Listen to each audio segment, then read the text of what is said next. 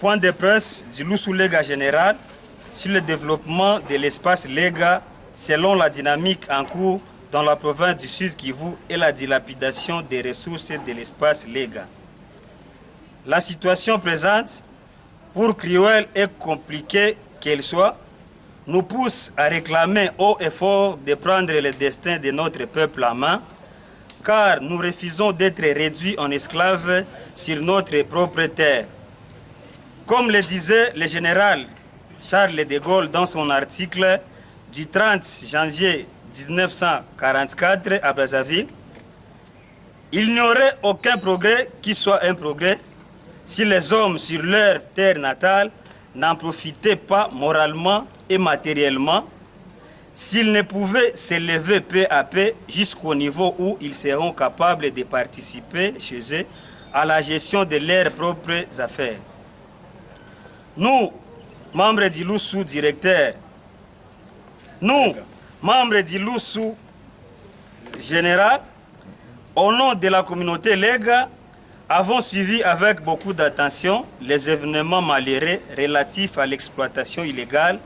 des ressources naturelles et la destruction de l'environnement en territoire de Mwenga et Chabunda par les sociétés à capitaux étrangers, en majorité chinoises, dans la province du Sud Kivu. Exigeons la cessation de la pratique des partenariats coopératifs minières, sociétés à capitaux étrangers,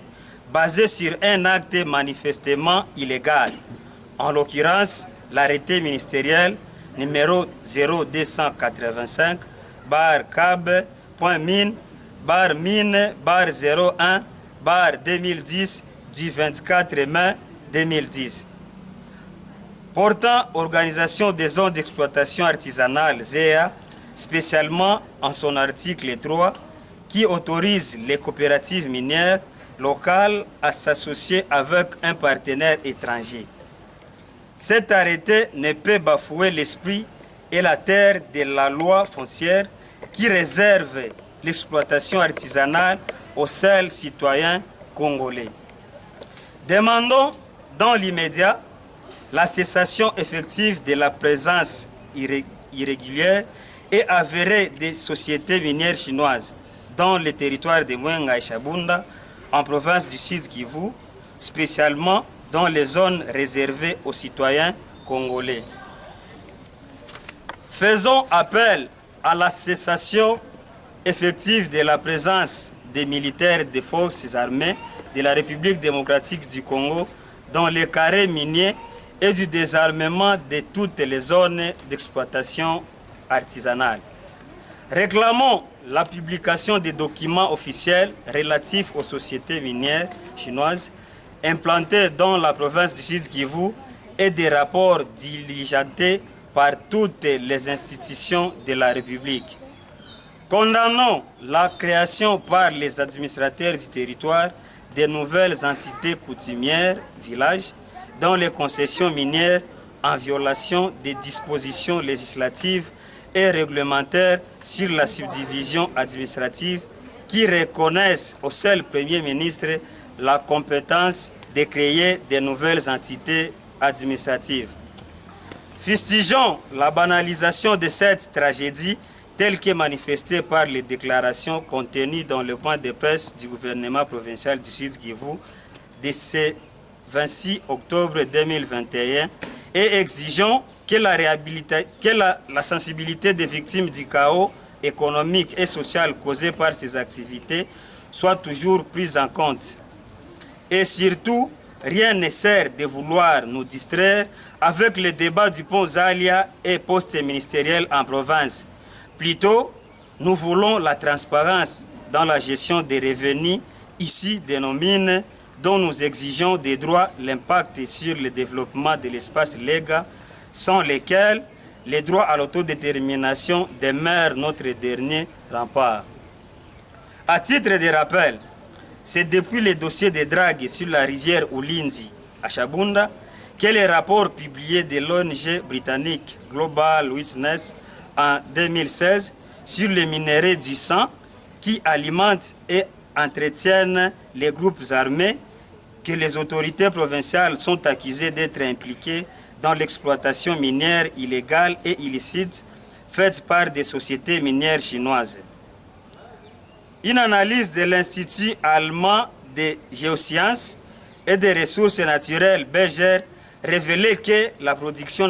nationale d'or artisanal entre 15 et 22 tonnes par an, et en 2020, les rapports du ministère des Mines révèlent que la production artisanale d'or de la province du Sud Kivu, première région aurifère du pays, est de 17,76 kg. Actuellement, c'est le reportage réalisé par le journaliste Alain Foka de la Radio France Internationale RFI qui défraye la chronique et suscite l'émoi au pays et dans le monde entier,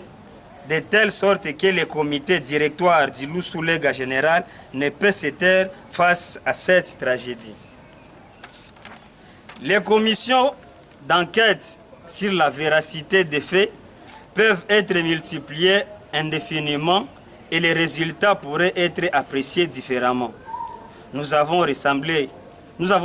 des textes officiels et des correspondances officielles des autorités provinciales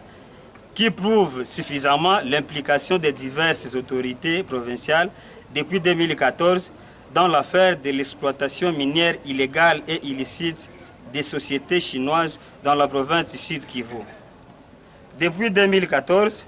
les exploitations minières illégales et illégitimes se font par des expatriés, notamment chinois, dans le territoire de Mwenga et Chabunda, dans la province du Sud Kivu, sous le regard complaisant et complice des autorités sur l'espace légal de la province du Sud Kivu. Nous avons collecté plusieurs documents de nature diverses, textes de loi, textes réglementaires, circulaires, moratoires, correspondances administratives, les communiqués de services, notes techniques internes des services publics, contrats entre les collectivités locales et les sociétés chinoises,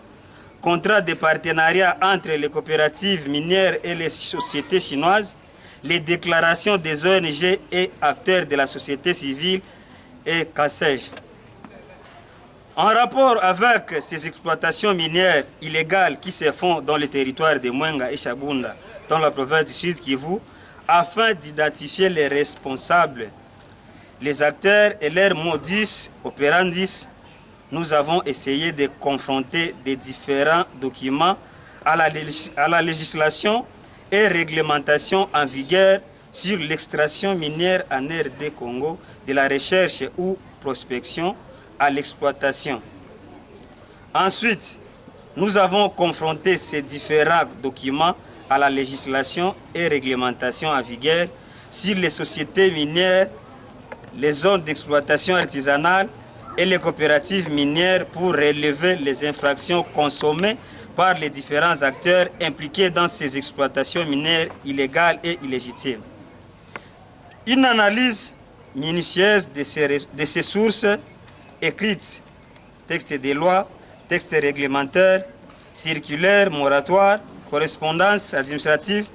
les communiqués de services, notes techniques internes des services publics, contrats entre les collectivités locales et les sociétés chinoises, contrats de partenariat entre les coopératives minières et les sociétés chinoises, les déclarations des ONG et acteurs de la société civile, nous a permis de relever plusieurs faits en marge de la loi qui conduisent à des sanctions judiciaires. Nous, membres du comité directeur du Loussoulega général, au nom de la communauté Lega, déplorons l'indifférence généralisée face à cette tragédie et faisons appel au garant suprême du bon fonctionnement des institutions de la République pour y accorder les bénéfices de l'urgence. Nos interrogations troublantes ne trouvent pas de réponse jusqu'à ce jour. Comment des investissements de capitaux chinois peuvent-ils se faire irrégulièrement en RD Congo? État souverain à travers des sociétés minières chinoises sans que la République populaire de Chine et la République démocratique du Congo ne les sachent. Comment des sujets chinois peuvent-ils se retrouver avec des sociétés d'extraction minière sans que l'autorité publique provinciale, exécutive provinciale et assemblée provinciale ne soient pas au courant? Comment des sociétés d'extraction minière des droits congolais peuvent-elles se retrouver dans les zones d'exploitation artisanale? Comment des coopératives minières peuvent-elles faire de l'exploitation semi-industrielle et industrielle dans les zones d'exploitation artisanale? Pourquoi une exploitation minière semi-industrielle ou industrielle peut-elle être qualifiée d'exploitation artisanale mécanisée par les services publics d'administration minière provinciale et nationale? Pourquoi des sociétés d'extraction minière doivent faire des contrats de partenariat avec des coopératives minières pour faire de l'exploitation minière semi-industrielle ou industrielle dans les zones d'exploitation artisanale? La présente déclaration vous conduit à l'exploitation du mémorandum du comité directeur du Lusulega général relatif à l'exploitation illégale des ressources naturelles et la destruction de l'environnement en territoire de Mwenga et Chabunda par les sociétés chinoises dans la province du Sud Kivu. Ce mémorandum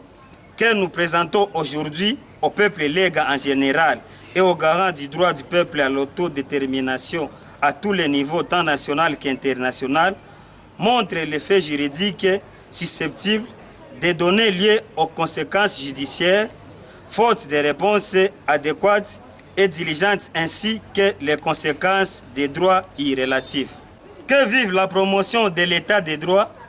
que vive le peuple constitutif de l'état indépendant du Congo, dont fait partie les Lega. Au nom du peuple Lega partout où il se trouve, je dis et je vous remercie.